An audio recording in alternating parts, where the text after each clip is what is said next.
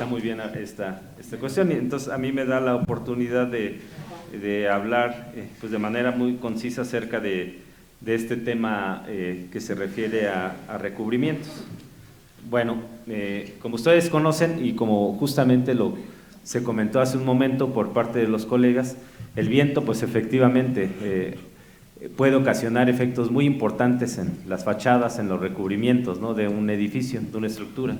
Entonces lo que se hizo para esta versión 2023 de las normas de viento es pues justamente el primero de los capítulos en donde se proporcionan coeficientes de presión para diseño es el de recubrimientos. Entonces voy a ir avanzando aquí, nada más para recordar en dónde andamos. Estamos aquí, en esta parte. Entonces ya próximamente vamos a comer. Entonces, diseño de elementos de recubrimiento.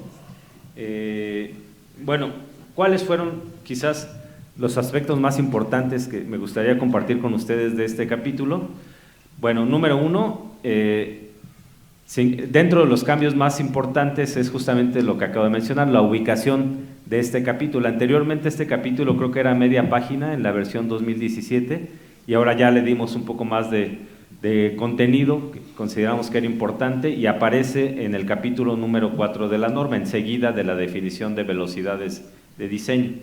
Además, se hizo un ejercicio, vamos a decir así, paramétrico para comparar los coeficientes de presión que se tenían en la versión 2017 pues con respecto a lo que se presentaba en otras normas internacionales. Ahorita voy a hablar con más detalle de ello, y lo que se identificó es que las expresiones que están en la versión 2017 teníamos un nicho de oportunidad de mejorar la forma en que se calculan, como lo mostraré enseguida. Y entonces ya con esa actualización lo que se logró es que estos coeficientes para elementos de recubrimiento ya son, vamos a decir, pues concordantes con la información que se presenta en muchos códigos internacionales. Eso no quiere decir que necesitamos hacer las cosas como lo hacen Estados Unidos, Canadá, o Australia o en otros lugares, sino simplemente nos sirven como parámetro de referencia y ya nosotros con pues la información y la experiencia que se tiene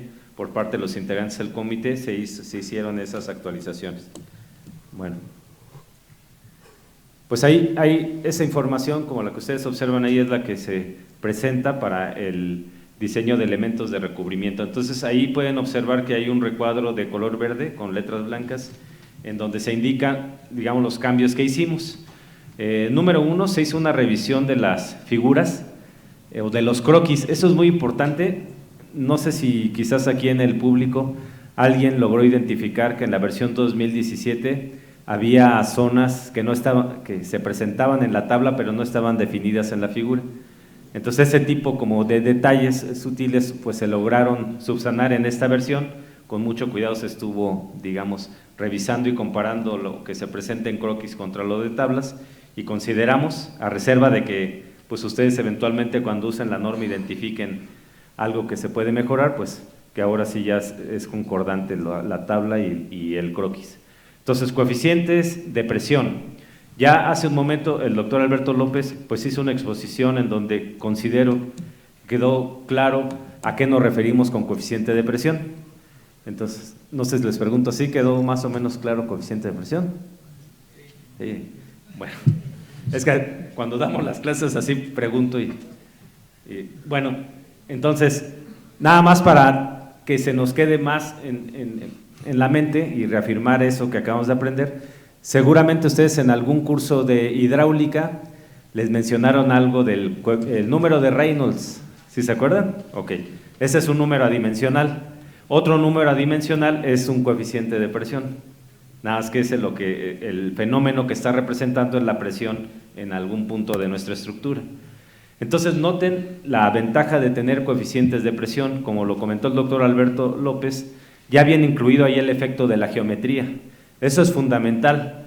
Si nosotros cambiamos la geometría de una estructura, lo que va a cambiar es el coeficiente de presión. Es por eso que cuando ustedes observan en el manual, en la norma técnica de viento que se definen diferentes tipos de estructuras, eso es porque se requiere hacerlo de esa manera, no podemos tener coeficientes de presión universales, ¿no? De decir, siempre ponle 0.8 a todo, no, o siempre ponle menos 0.7, no. Necesitamos entonces definir la geometría, dimensiones, proporciones y decir, bueno, este coeficiente de presión aplica para ello. Entonces, bueno, ya eso quedó claro. Y entonces lo que se muestra ahí en esa tabla es coeficientes de presión para zonas específicas cuando diseñamos pues elementos de recubrimiento. Entonces se ofrece información para casos cuando el edificio es menor a 20 metros o cuando es mayor a 20 metros. Algo que también comentó el doctor Alberto López, mencionó que el viento se puede desprender, ¿no? Entonces, un ejemplo quizás podría yo decir, pues si no clásico, pero que quizás hemos visto con mayor frecuencia es cuando está la pila de un puente y está pasando el agua de un río, ¿no? Entonces no sé si han visto que en la parte trasera de los ríos se forman como remolinitos o cosas así. Eso también sucede cuando cambiamos el fluido, ahora se trata del aire, nada más que no lo vemos porque pues, tendríamos que iluminarlo. Pero si tuviéramos la capacidad de iluminar el aire, lo que veríamos es que se forman remolinos en algunas zonas o que esos remolinos se separan de la superficie de los cuerpos. Entonces, lo que ustedes están observando ahí en esta gráfica son zonas que de manera particular conocemos que el viento se puede desprender. En donde el viento se desprende se generan las succiones más grandes que generalmente son las que dominan para hacer el diseño de los recubrimientos. Entonces, hay una teoría que justifica por qué el aire se desprende o por qué los fluidos se desprenden de los cuerpos, que tiene que ver con pues, cuestiones de gradientes adversos, etcétera. Pero pues aquí se muestra de forma práctica cuáles son los valores de estos coeficientes de presión. Entonces, lo que me gustaría que notaran en esta tabla es que los valores máximos y mínimos que se tenían en la versión 2017 no se modificaron, o sea, vamos a decir la frontera. ¿A qué me refiero con frontera? Pues en el primer renglón que dice zona 1, succión, hay un menos 1.1, no sé si lo localizan, ¿sí? Y luego en el otro lado hay un menos 0.75. A eso me refiero con los extremos del coeficiente. Eso sigue exactamente como está en la versión 2017, pero lo que queríamos mejorar era la forma que varía de un punto a otro. Entonces, lo que se ha observado de manera experimental, que generalmente es la que dicta cómo deben ser los coeficientes de presión, es que esta variación de este coeficiente de presión en ciertas áreas varía con el logaritmo del área. Es como que el logaritmo del área, ¿sí? Ven que en ocasiones hacemos cálculos en donde tenemos parámetros y su variación depende de algo al cuadrado o el seno de algún ángulo, etcétera. Pues estas varían con el logaritmo del área tributaria, en donde se ubicará el recubrimiento.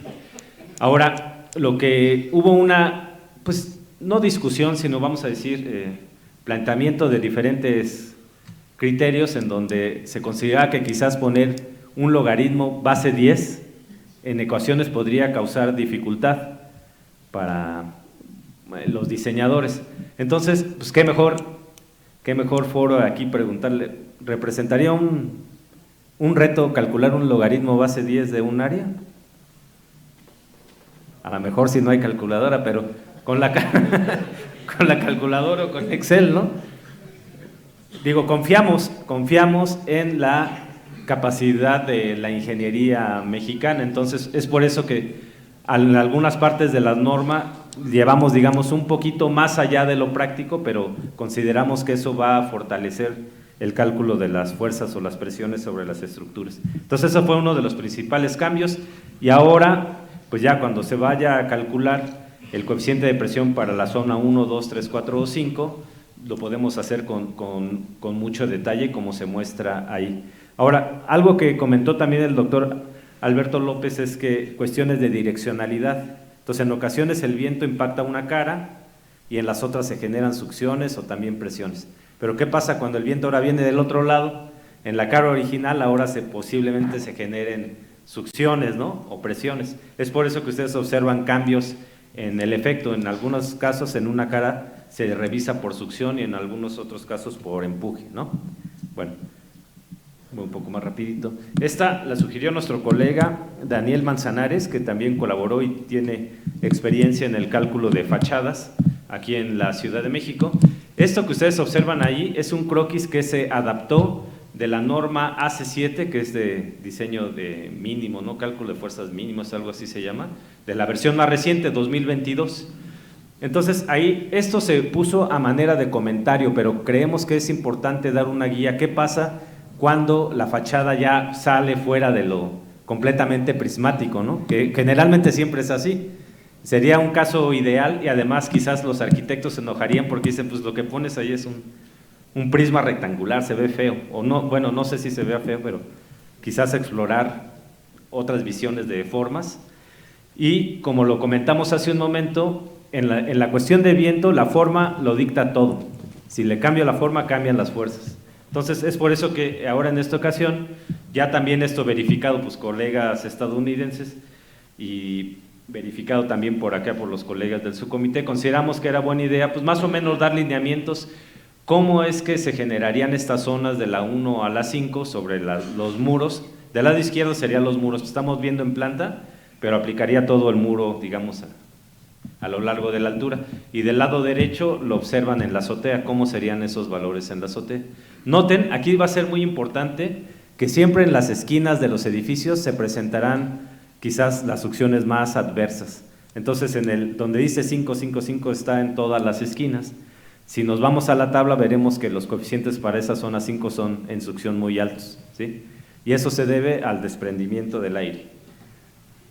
Eso de desprendimiento del aire no es ciencia ficción, es verdadero, ¿eh? Lo vamos a mostrar en un momento en un video. A lo mejor decimos desprendimiento del aire, eso ni existe. Bueno, este es otro caso ya cuando son edificios con altura menor que 20 metros, entonces realmente son como naves industriales en donde se ha observado que justamente en las zonas de las aristas es donde se presentan los efectos más adversos y seguramente ustedes han tenido la oportunidad de observar fallas en naves industriales, quizás no en la Ciudad de México, sino en algunos otros lugares, en zonas costeras, en donde las láminas prácticamente son desprendidas por el viento. Y nuevamente se presentan los coeficientes, los cuales varían en función del logaritmo base 10 del área tributaria. Entonces ese es importante tomarlo en cuenta, eso fue uno de los cambios que también se hicieron. Otra cosa que no existía, pero aquí sí debemos mencionar, ¿de dónde viene esto? Viene de una adaptación del Manual de Diseño de Obras Civiles versión 2020. Esto que están observando ahí es para diseñar pues, elementos de recubrimiento e incluso pues, sujetadores en las zonas perimetrales, digamos, de la cubierta o en las zonas también de los muros. Entonces, se hizo una adaptación de un procedimiento ya, pues, vamos a decir, mucho más detallado, que está en el Manual de Obras Civiles, pero aquí se hizo la adaptación para que se considerara para la Ciudad de México. Entonces, en estructuras que tienen esta geometría curva en la cubierta, se puede utilizar este procedimiento que consideramos es práctico para evaluar los efectos de las presiones en elementos de recubrimiento.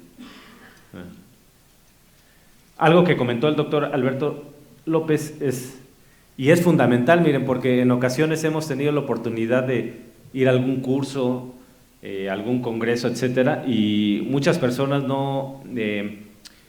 quizás no tienen en el radar que también se pueden generar succiones internas o presiones internas, ¿no? En ocasiones solo nos quedamos con la idea de que el viento afecta nada más a lo que está afuera del edificio y adentro no pasa nada, pero también debido justamente a la porosidad que hay en los muros de una estructura, pues se pueden generar este tipo de variaciones en los coeficientes de presión. Entonces, para el diseño de elementos de recubrimiento, ahí se propone también en la norma qué orden de valor tiene el coeficiente de presión. Lo comentó el doctor Alberto que es un reto realmente trabajar o identificar estas variaciones de coeficientes de presión en estructuras. Una de las referencias frecuentemente, digamos, recomendada para estudiar efectos de presiones internas es la que ustedes pueden observar ahí. Entonces, si en algún momento tienen la inquietud de estudiar un poco más acerca de variaciones en coeficientes de presión en edificios bajos, pues esa sería una buena referencia, para que vean que se emplean metodologías, pues algo, vamos a decir, complejas, pero que al final nos permiten proporcionar cosas mucho más prácticas, ¿no?, para las cuestiones del diseño. Bueno, un poco me repito. Una de las novedades es que queremos que esta parte de recubrimientos quizás en el futuro lejano o en el mediano plazo se pudiera convertir en una norma técnica para diseño de fachadas. Entonces, por eso que tuvimos la intención en esta etapa de ir introduciendo algunos temas para que pues ustedes en la práctica profesional se vayan identificando términos, conozcan un poquito más acerca del diseño de este tipo de elementos y eventualmente pues quizás se podría proponer la elaboración de una norma técnica para fachadas para la Ciudad de México. Entonces ya viene un procedimiento, esto tengo que darle crédito al doctor Isaac Felipe Lima Castillo, que les manda saludos, no pudo venir, entonces me toca exponer esta parte, pero se propone un procedimiento creo yo muy práctico para calcular el espesor mínimo en vidrios. Los vidrios, alguien diría, pues, ¿qué tipo de vidrio, no? El recocido, el laminado, hay muchísimos tipos. En esta primera etapa nos quedamos con el más básico, el que utilizamos en nuestras casas, que es el recocido. Pero ya vamos poco a poco avanzando y la idea sería pues proponer metodologías para otro tipo de vidrios, que tendrían otro tipo de, quizás, de tratamiento. Entonces ahí se muestra el tipo de vidrios y las condiciones que debería cumplir para que yo pueda aplicar esta metodología, y al final ya se propone una ecuación que es extremadamente práctica, según lo veo yo así, que es la que ustedes observan allá arriba, que dice T es el espesor del vidrio, y también a su vez, además de decir el espesor, se propone un procedimiento que está ahí de manera tabular, en donde pueden evaluar si con ese espesor de vidrio satisface las condiciones de cálculo de deflexiones, porque aunque no lo crean, el vidrio también se flexiona y hay que revisar cuánto se flexiona. Y ahí hay una condición que debe cumplir, ¿no?, el vidrio de acuerdo a ciertas especificaciones. Bueno, ya casi para terminar y quizás abrir el foro para algunas preguntas, me gustaría comentar también que con la intención, quizás eventualmente después se pueda trabajar ya con más detalle en temas de fachadas y sus conexiones, se incluyeron comentarios en esta parte del capítulo 4 de elementos de recubrimiento con mucho más detalles. Esto nos ayudó nuestro colega Daniel Manzanares en la redacción y en las figuritas. Entonces ustedes pueden observar ahí, pues más o menos, se ve muy chiquitito, pero si después tienen acceso al PDF podrían ver que se propone o se dan recomendaciones acerca de incluso tipo de conexión que se podría emplear para una fachada, cómo estaría dispuesta esta conexión, el tipo de elemento que estaría recubriendo, qué consideraciones se deben tomar en relación de que existe también el viento, pero el sismo, la carga muerta, etcétera. Entonces aquí fue un primer intento para ir, como lo mencioné hace un momento, pues incluyendo cosas que eventualmente podrían derivar en una nueva norma técnica, que podría ser, pues creo yo, de interés para los profesionales de la práctica. Bueno, y ya nada más, aquí les ponemos el comercial. Esto que están viendo ahí no es la Ciudad de México, es el Acapulco. Bueno, ya no veo a Cristian, pero hace rato me saludó. Cristian, que también un colega profesional de allá de Chilpancingo, pero también nos compartió algunas fotos. Eso que ven ahí, pues es como el viento cuando hay presiones tan altas, pues simplemente arranca los elementos de recubrimiento. Y ahorita intentaremos hacer una reflexión al final de estas 3 diapositivas, entonces ustedes pueden ver generalmente que esta es la forma en que se dispone, ¿no?, o los recubrimientos, o la tabla roca, etcétera, se pone como un bastidor y luego ya se le pone estos elementos con pijas en ocasiones o con algún otro tipo de elemento. Entonces pueden observar, al menos que está medio borroso, pero es que fue porque íbamos en un coche y lo tomé rápido, pero el 24 de noviembre de 2023, y se ve prácticamente cómo pues arrancó todo el recubrimiento. Bueno, ayer de hecho estaba en Acapulco viendo otras cosas de otros edificios, y un colega dijo, oye, ¿y por qué ponen este tipo de tabla roca como fachada en una zona costera con vientos tan intensos, ¿no? Bueno, pues eso yo no lo pude responder, pero él sí se lo cuestionó, y también quizás sirve para que nosotros meditemos. También los vidrios se rompen, ¿no? Generalmente hay dos mecanismos para poder tronar un vidrio. Bueno, hay muchos, ¿no? Uno de ellos, cuando hay vientos intensos, es el que están volando proyectiles, ¿no? Y pues como una piedra, lo levanta el aire y impacta y lo rompe. Y la otra es en ocasiones que el viento o las presiones pueden ser tan intensas que la misma presión que genera el viento sobre el mismo elemento lo puede romper. Entonces ahí pueden tener unos ejemplos de por qué nos pareció que esto es muy importante y irlo ya incluyendo. En México quizás sería complicado que llegue un huracán, los efectos de un huracán, pero no, sabemos que hay vientos intensos, ¿no? Por otros mecanismos en la Ciudad de México, entonces hay que prevenir eso.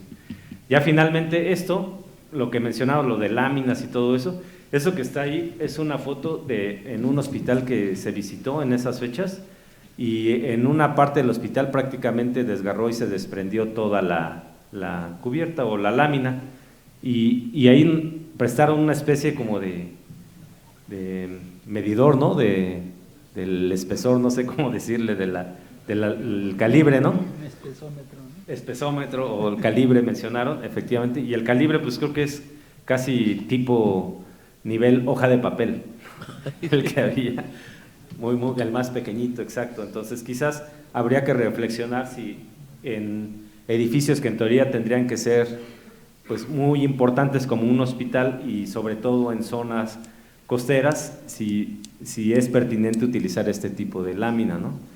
Bueno, eso lo dejamos ahí como reflexión y ya si alguien tiene algún teléfono moderno, los invitamos a escanear eso o luego les saco una foto y puede ver. Hay unos videos de algunas participaciones que se han hecho y pues ahí luego tienen más información, sobre todo de los efectos que ocasionó el huracán Otis, que ahorita pues se relaciona con cuestiones de viento que a nosotros nos interesa mucho y quizás ya con más calma después los invitamos a revisar.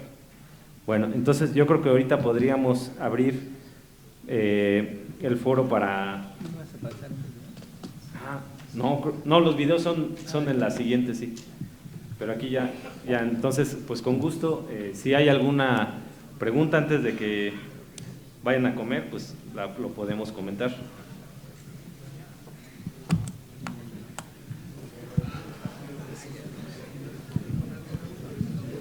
En el caso de diseño por viento, ¿va a haber algún tipo de ayudas de diseño como es en sismo o es en mampostería? Ejemplos de aplicación para el caso de diseño por viento. Sí.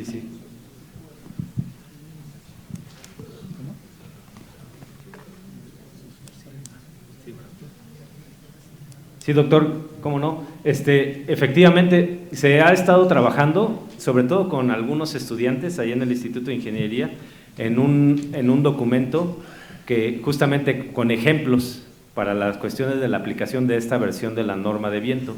Pensamos que podemos tener ese documento, queremos que sea algo que pase no solamente por las manos de los que hicieron la norma o el subcomité, también lo estamos distribuyendo a través de algunos colegas que tienen experiencia en el diseño por viento en la Ciudad de México. Entonces, una vez que se tenga esa retroalimentación, es probable que ya lo podamos distribuir de manera gratuita. En nuestro caso, nos interesaría que llegue a la mayor cantidad de manos y pues la distribución sería un documento en PDF, pero sí se está trabajando justamente en ello. Sí. Gracias. Sí, una precisión nada más es que realmente lo que se presentaba como inciso 3 de los coeficientes en realidad es 4 en las normas, ¿no? Y también normalmente los factores de succión los ponen negativos. Aquí estoy, acá estoy, acá. Es que lo estoy viendo aquí en el monitor. Gracias, ingeniero, sí. Sí, le decía que en realidad el inciso de recubrimientos es el 4. El 4, sí. No el 3 como se presentaban las diapositivas, ¿no? Sí. Y también que normalmente sí las succiones y las presiones se representan en negativo las succiones y positivas en las presiones, menos en la tabla que corresponde a las cubiertas de arco, que nada más menciona succión y compresión, pero todos son positivos. Ok, sí, pues la razón de que no coincide el 3 con el 4 es que efectivamente cuando hice originalmente la presentación lo tenía como el punto número 3, pero estoy de acuerdo con usted con ese número. Y en el otro, sí, pues es un punto que vamos a revisar porque efectivamente aparecen todos con signo positivo, ¿no? Muy bien. Buenas tardes. En relación al comentario del compañero, sí. En las cubiertas de arco que son autosoportadas, ¿los coeficientes de presión serían como elementos de recubrimiento o estructura principal?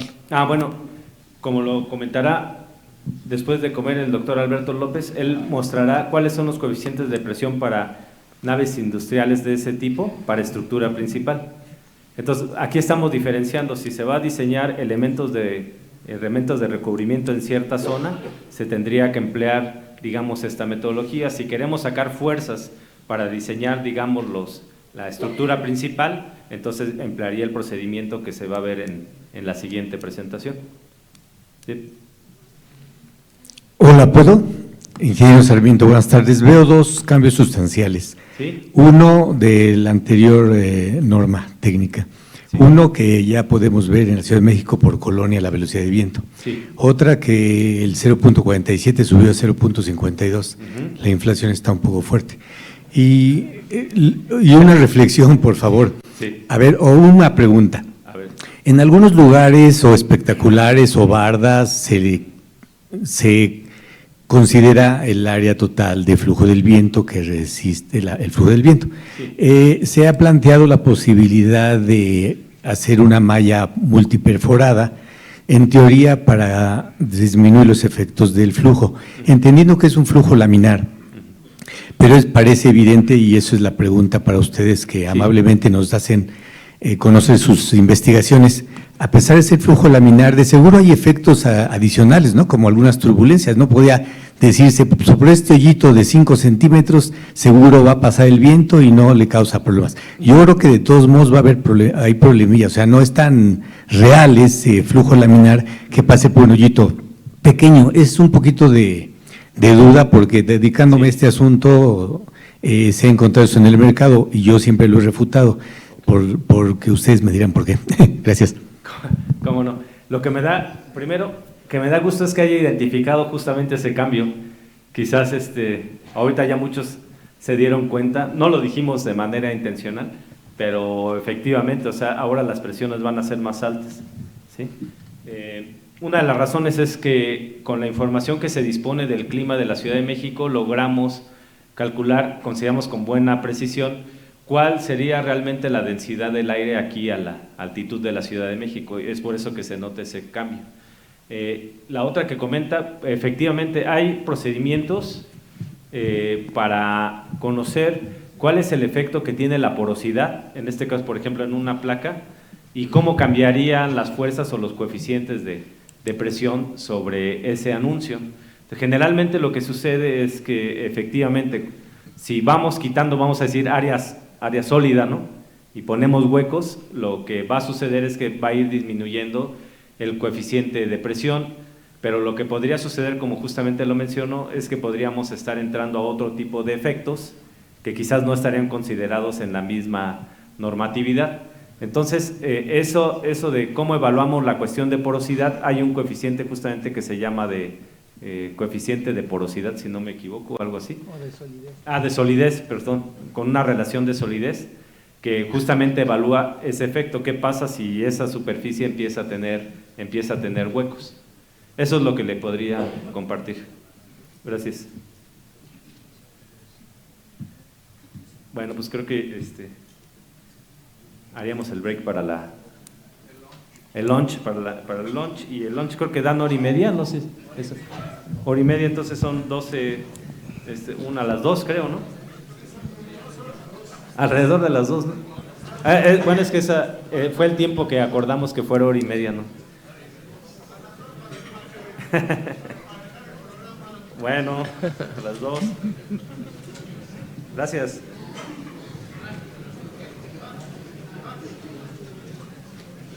Para comer con calma más que nada. A ver.